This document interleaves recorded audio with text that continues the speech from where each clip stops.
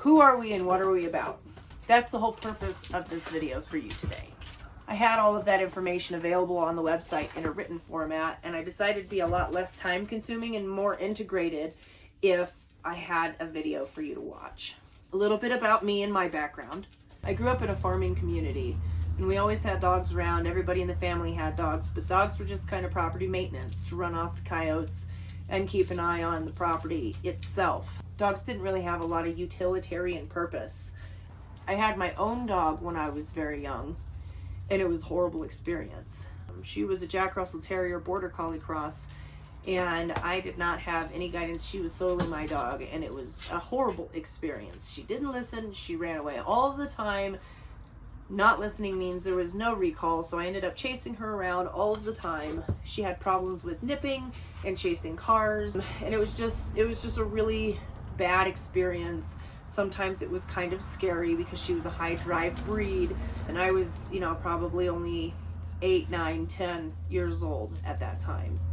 Like I had said, my family was a farming community, and my grandfather had owned and built the largest feedlot in southwest Kansas in the 90s. When I was about 13 or 14 probably, my grandpa had lost the farm, and he had gotten another operation with a smaller head of cattle. I was living in Canada at the time, and we came down to visit him one time.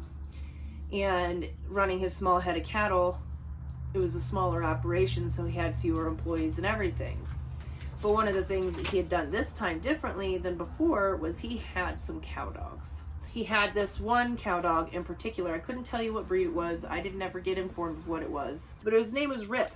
He had scratches all over his face and his body, presumably from working cattle. So he took Rip to a pen that had a very large, nasty bull in it. And my grandpa wanted to show me what this cattle dog would do.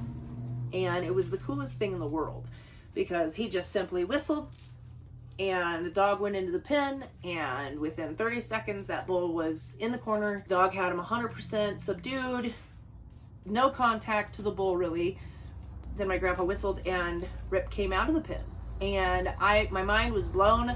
I was sold. I wanted to do cattle dogs from then on, and that's when I knew that if I was going to get another dog, I would have a trained dog, because watching that dog perform was just groundbreaking for me fundamentally, comparatively to the interactions that my family had and things I'd witnessed with how dogs were perceived and used with the rest of my family.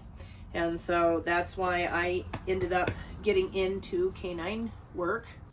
My first experience as an adult with dogs in the beginning of my training journey was I had a Catahoula lab who was human aggressive, and I had rescued a 2.5-year-old Siberian Husky Wolf Cross.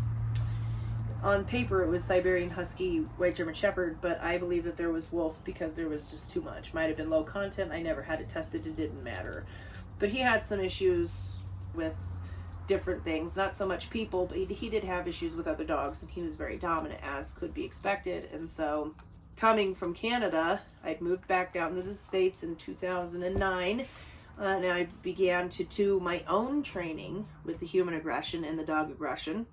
In 2010, I ended up with a training facility in Colorado Springs that specialized in difficult dogs, and that is where I kind of adopted the difficult aggressive dog motto, and it really fit my lifestyle and my personality, and so that's what I do today.